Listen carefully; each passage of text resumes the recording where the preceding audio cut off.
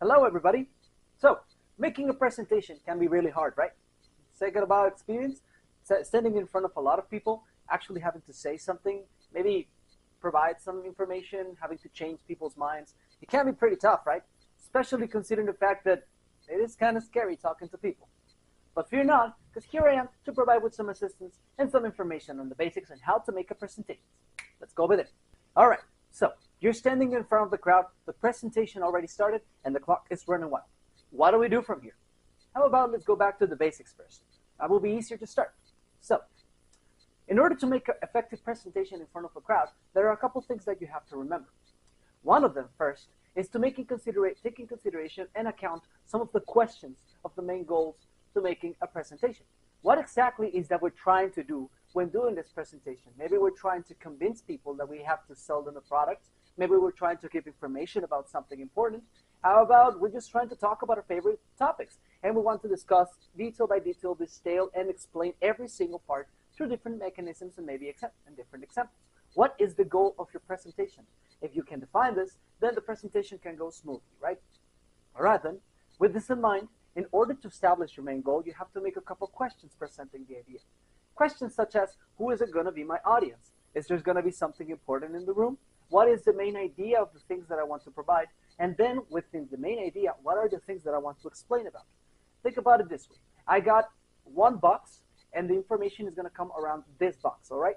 So then, every question, every detail, every explanation that I come will always come back to the box, as that is my main point.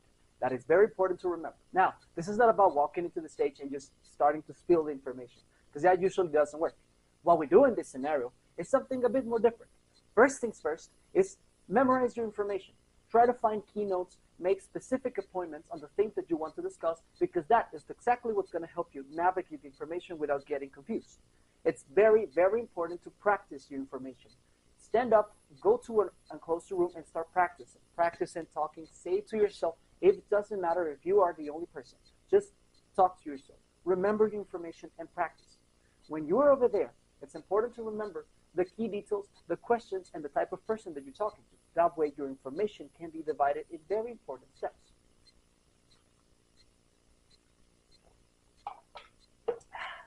And remember to drink water. The more clear your throat, the better. Now, of course, you're not just going to walk into the stage and start talking about whatever it is that you think. You have to understand what's the type of presentation that you're making. Therefore, let's go a little bit on the list of what the things that we're doing, right? Now, the first type is the informative presentation. Let's suppose I have a topic and I want to explain this to the people.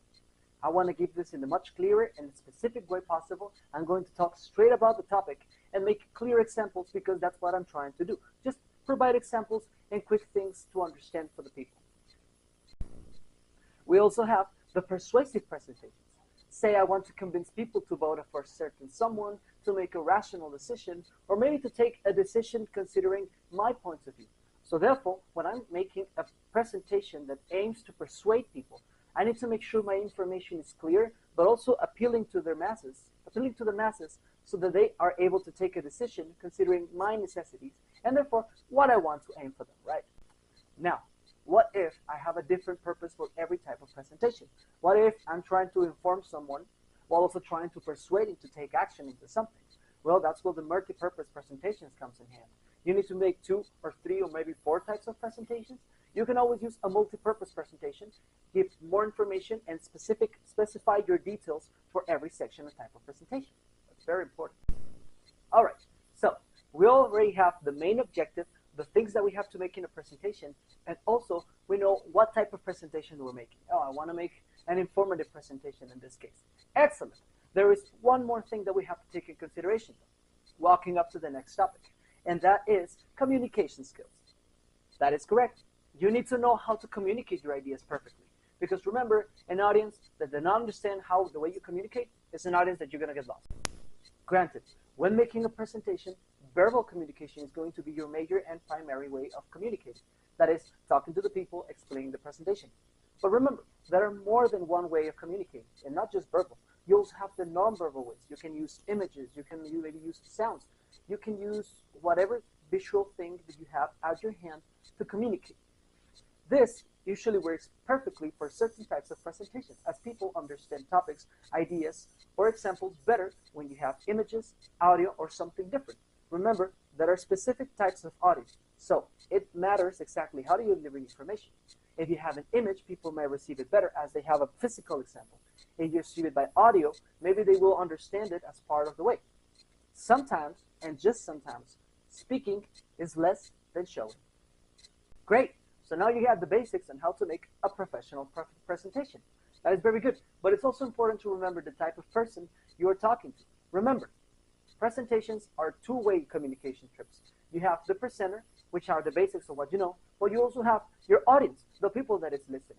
So it's important to know what exactly is the type of audience that you're talking to. Sometimes people walk into your column or presentation and aren't really aware of the topics that you're presenting. They don't really know about the things you're talking, they're not really interested, or some other stuff.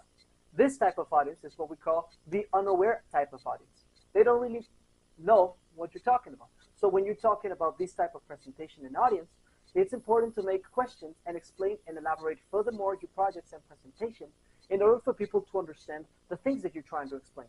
Maybe some of them might get engaged even if you talk. One of the most complex type of audience that you can have is the audience that is indifferent to the information that you're presenting. They are aware of the things that you're saying, they just don't care. Or maybe it's not what they came for. Yeah, sure, you got people over there, they're just not listening. For this type of audience, sometimes it's important to make questions and invite them to participate. Maybe get them to know the things that you want. And if you do it right, people might get interested in the topics you're saying. One of the best type of audience, but also a double-edged sword, can be the favorable audience. So this type of audience is the one that is actually interested and invested in the things that you're saying.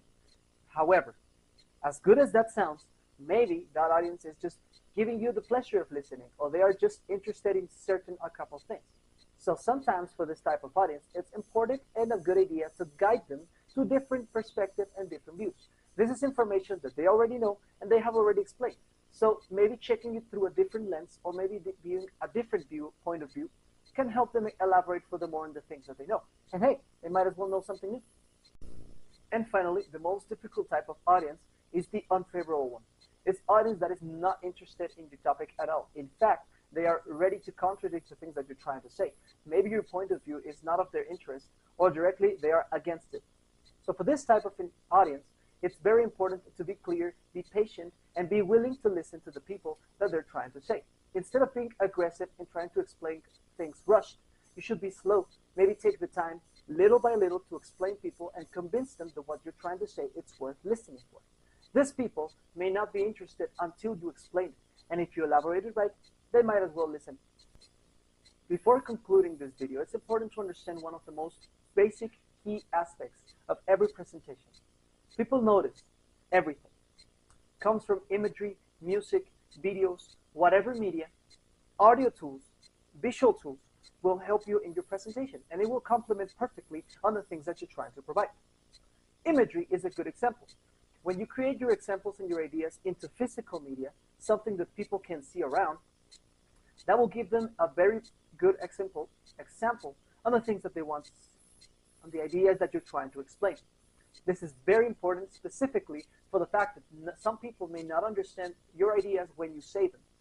Maybe you're explaining it's too complex, or maybe they just don't get exactly what you're trying to say.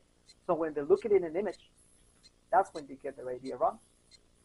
They can also use other visual elements, like, for example, people talking.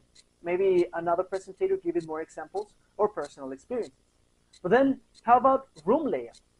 It's important to understand that some people, while on the presentation, may be looking around the place, looking at the chairs, looking at the walls, maybe looking at the stage, taking account of the things that are inside instead of just looking at the presenter. So therefore, when making a presentation, taking the layout is very important as well. It's not the same making a presentation in a room that looks like this, then maybe something that looks like this. So you could be in one room and then in another. Therefore, these things are very important to take in consideration. All right then, so now you're ready to make your own presentation. Remember, it's all about practice, communication, knowing what your audience wants, and using as much visual audience as you can get. Photographs, videos, maybe examples, everything you can get, put it on the presentation, and it's going to help you create a better example of your ideas. Stay tuned for more.